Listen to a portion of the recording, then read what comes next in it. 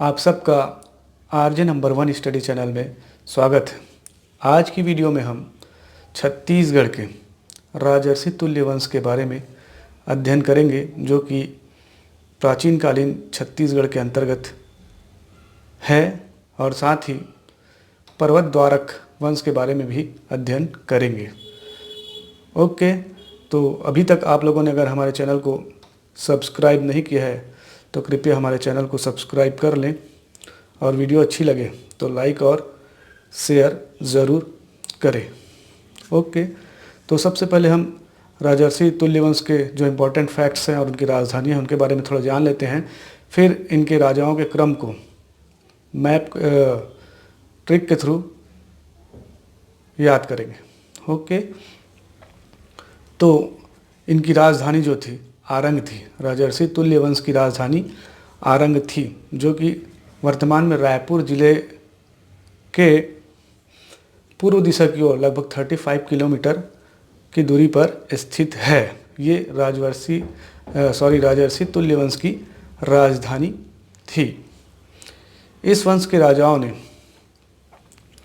राज्य योगी का उपाधि धारण किया था। ओके, दक्षिण कोसल क्षेत्र में इस वंश के शासन करने के विषय में भीमसेन द्वितीय के आरंग ताम्रपत्र से जानकारी मिलती है, जिस पर गुप्त संवत 182 या 282 अंकित है। ओके, राजर्षि तुल्य वंश के राजाओं ने गुप्त वंश की अधीनता स्वीकार की थी। जैसा कि इस आरंग ताम्रपत्र में गुप्त संवत 182 या 282 अंकित है, उसी से ये माना जाता है कि इन्होंने गुप्त वंश की अधीनता स्वीकार की थी। ओके, फिर इनका जो कार्यकाल है 4वीं से लेकर 6वीं शताब्दी तक रहा है। ओके, यह राजवंश छत्तीसगढ़ राज्य का प्राचीन काल का सर्वप्रथम राजवंश था। ओके, ये पहला राजवंश है जो छत्तीसगढ़ का प्राचीन काल का प्रथम राजवंश है। क्वेश्चन में पूछा जाता है, अधिकतर आता है एग्जाम में, कि क्रम से जमाएंगे कि छत्तीसगढ़ में कौन सा राजवंश पहले आया है। तो इसके हिसाब से सबसे पहले राजर्षि तुल्य वंश आएगा, जो कि 4वीं से 6वीं शताब्दी तक इन्होंने दक्षिण कोसल या छत्तीसगढ़ में इन्होंने शासन किया है।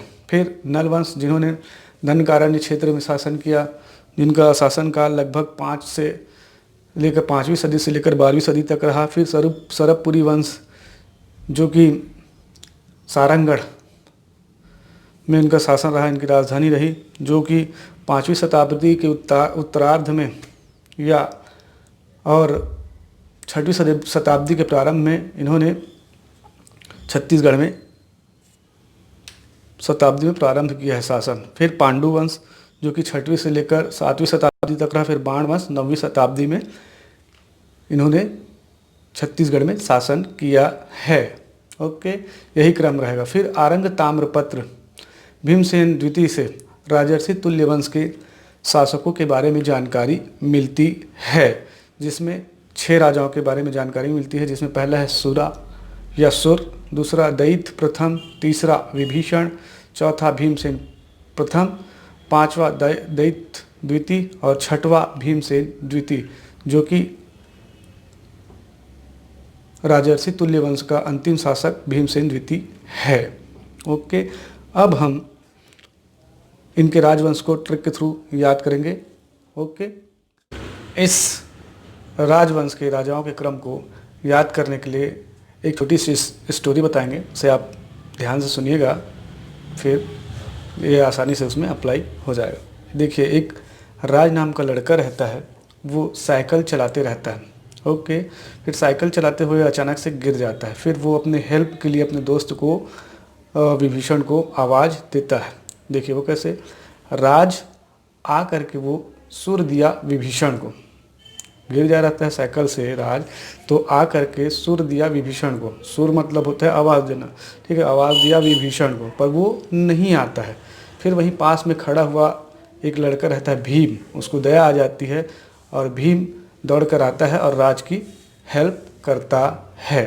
ओके, तो ये हमारा स्टोरी था और इसी से अब ये राजर्षि तुल्य वंश के राजाओं का जो राजधानी है और उनके राजाओं का जो क्रम है वो आपको आसानी से याद हो जाएगा। आप चाहे तो इसे अप्लाई कर सकते हैं। वो कैसे, देखिए, राज से हो जाएगा राजर्षि तुल्य वंश। ओके, आ से हो जाएगा आरंग, इसकी राजधानी। ओके, और सुर से हो जाएगा, अब राजाओं का क्रम शुरू हो जाएगा। सुर से हो जाएगा शुरा या सुर। दिया, जो दया टाइप, द या दयित, दयित प्रथम हो जाएगा। विभीषण से हो जाएगा विभीषण। ओके, भीम से हो जाएगा भीमसेन प्रथम। फिर दया से ये हो जाएगा दया, दया से हो जाएगा दयित द्वितीय। फिर भीम से हो जाएगा भीमसेन द्वितीय। और इंग्लिश में जो वर्ड लिखे हुए हैं उसका कोई मीनिंग नहीं है, वो मात्र सेंटेंस बनाने के लिए लिखा गया है। आप चाहें तो इसे अप्लाई कर सकते हैं। वैसे 6 राजा तो हैं, पर किसी चीज़ को स्टोरी के रूप में अगर हम पढ़ें तो थोड़ा लंबे समय तक याद रहता है, इसलिए ऐसा बनाने की कोशिश किया गया है। आपको लगे तो आप अप्लाई कर सकते हैं। चलिए आगे बढ़ते हैं। अब एक और वंश है छत्तीसगढ़ में, गरियाबंद क्षेत्र में, पर्वत द्वारक वंश, उसके बारे में देख लेते हैं। ओके, तो ये पर्वत द्वारक वंश जो है देवभोग क्षेत्र गरियाबंद जिले में है। ओके, था उनके, मतलब देवभोग गरियाबंद क्षेत्र में था। जो इनके बारे में जो जानकारी है, इस वंश के राजा तुष्टिकर के ताम्रपत्र से जानकारी मिलती है। ओके, इस वंश के जो राजा थे वो स्तंभेश्वरी देवी के उपासक थे। ओके, और इनके जो शासक हुए मुख्यतः 2 हैं। सोमन्न राज, जो जिन्होंने देवभोग को दान में दे दिया था, और दूसरे राजा जो है तुष्टिकर हैं, जिनके बारे में जानकारी मिलती है। इन्हीं के जो ताम्रपत्र है उन्हीं से इस वंश के बारे में जानकारी मिलती है। तो आज का लेक्चर यही समाप्त होता है दोस्तों। अगर आप लोगों को हमारी वीडियो अच्छी लगी हो तो कृपया हमारे चैनल को सब्सक्राइब कर लें, और वीडियो अच्छी लगी हो तो लाइक और शेयर ज़रूर करें। Thanks for watching.